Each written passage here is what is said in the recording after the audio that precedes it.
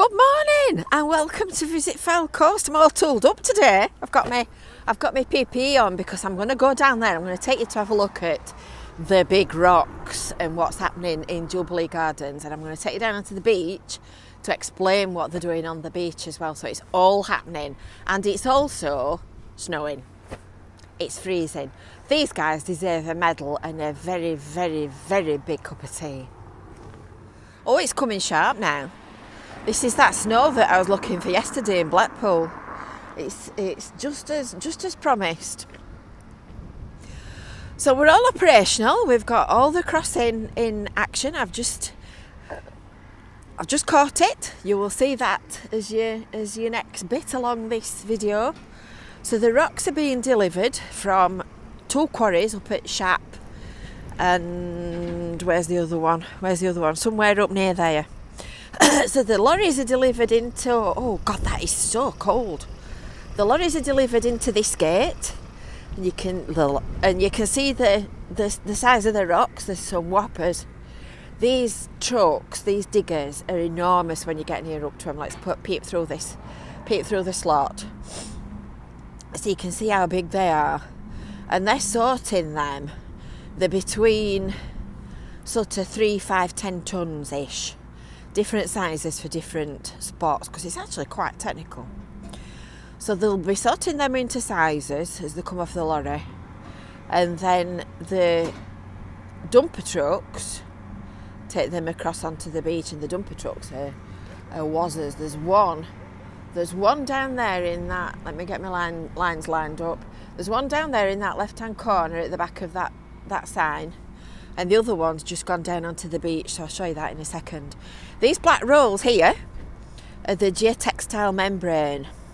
So that's like really thick heavy-duty carpet, and it's going to go underneath the rocks on the beach, which will stop them from sinking and disappearing into the beach. So now I've got my PPE on and my boots. I'm allowed to go down here, and I can't get too near to anything, or I'll have Paul, the lovely gate man, having the vapours. So this is obviously part of the Belfer Beatty site. This is not public access. Please do not come down here. It is not safe, not during working hours. But the good news is you'll see that there's a green fence appeared around the cabins here, and the pay and display meter has been moved. It's on the other side of it. And eventually, in another few weeks, the car park will be open at the weekend when the site is out of action. So you'll be able to come and stand at this gate and have a look for yourself. Oh God, that is so cold. So this is the turning circle that I've explained to you. So the lorries come in and they drive around the turning circle, and the rocks are offloaded into the sides and the centre, and then graded and sorted. There's some wazzers there. Look at these down at this side here. Look at these, they're big uns. Lordy gordy. They're big. They're big rocks. And then they're transported back up into the beach that way. So you see the size of the geotextile now while we're standing so close to it. It's quite big rolls. I think you won't want that carpet in your house, would you? Right place at the right time for once. That's a lovely digger. That's a lovely digger. So now you can see the lights on the ramp. The red light that we're looking at now is the light for the dumper truck coming out of the compound. They're pressing the button, they're doing the thumbs up, they've changed the lights on the seafront, they're making sure that there's nobody coming, and across goes the dumper, followed by the digger. And I mean, you can see how near I am. I'm very, very near to it. I'm that near, and I can't feel any movement from that at all. And away we go. So you can see there's a couple of people waiting there where the gate is. There's a couple of cars pulled up at the traffic lights. So the yellow dumper truck has got the geotextile membrane on the back of it and the beam that they use to unroll it. The digger's going to do the digging, and the little, well, I don't know what that is, that little buggy thing at the back is obviously going down to do cones and banksman and whatnot. So it's kind of busy early morning. We've got 2 people and 3 cars waiting. It's quite interesting actually. It's quite a sight. And that's it. That's as long as it takes. Somebody waving at me. Somebody waving at me. I'm on video. Visit Fylde Coast. So you might have seen them this week positioning rocks on the beach, which is a bit of a curious thing because it doesn't seem to make any sense really what they're doing. Well, it does. There's always a reason for everything. There's always a reason. So they've also filled the bottom of the ramp in here. You'll remember that we've got a gap. We've got a gap in the bottom of the beach where they've done the work to extend the ramp. There was a gap where the beach had not been put back. So that's being filled in, so the boat club will be able to get good access again. So I'm going to take you up there and we're going to go and have a look and see what they're doing and why. I don't know whether you can see them properly. Centre screen right now, there's 2 little birds walking about. There's another 2 just gone the other way. And they're busy looking for breakfast in the track that they've made with the digger on the beach, because it's obviously churned all the sand up and revealed what's living underneath it that might be their breakfast. When they did Rossall, because there were no people on the beach and the birds had just got the place to themselves, the bird life increased dramatically. It made a big difference. Right, so here we are at the end of Thornton Gate. This is Thornton Gate, as you can see, the road down to the tramway. And you're probably wondering why on earth this digger has been putting these rocks in a circle. No, they're not building Stonehenge.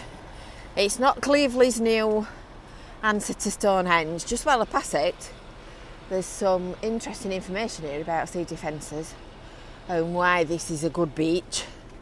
Why this is a good beach for keeping us dry. So you might remember back in the day that the Walney offshore wind farm, which is kind of out there somewhere in the grey cloud and the mist, brought a great big boat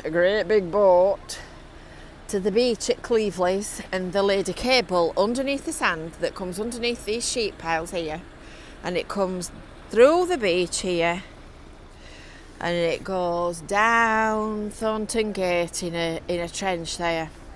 I know that cable well because I worked on that job as well. Fascinating. So underneath the ground here we had a great big cofferdam, and the actual cable itself is protected with more concrete than you could ever possibly imagine. So this line of rocks here, this one, in fact I'll just walk back this way. This line of rocks shows you the line, shows the workmen the line of the cable. So the rocks are kind of like that and the cable's kind of like that. So they know that when they're trekking up and down the beach, they can't track over the top of it in that position. And then they've got cones down there so that they can see where they're supposed to be driving across. Because it was all, when the offshore cable was put in, it was all future-proofed, knowing that this kind of work would come up in the future. So that's the answer to that. That's the answer. It's not Cleveleys' answer to Stonehenge. It's not the fairies at the bottom of the garden. We're not conducting magic, although I must say it's a weekend that'd be useful for sitting on. Which if we could get him to leave them here when they're finished. And it's still snowing. It's a lovely digger, that. If you've got kids that like dumper trucks, you need to fetch them to have a look at these, because they're quite impressive. Quite impressive, I have to say. So what's he doing now? What's he doing now, I wonder?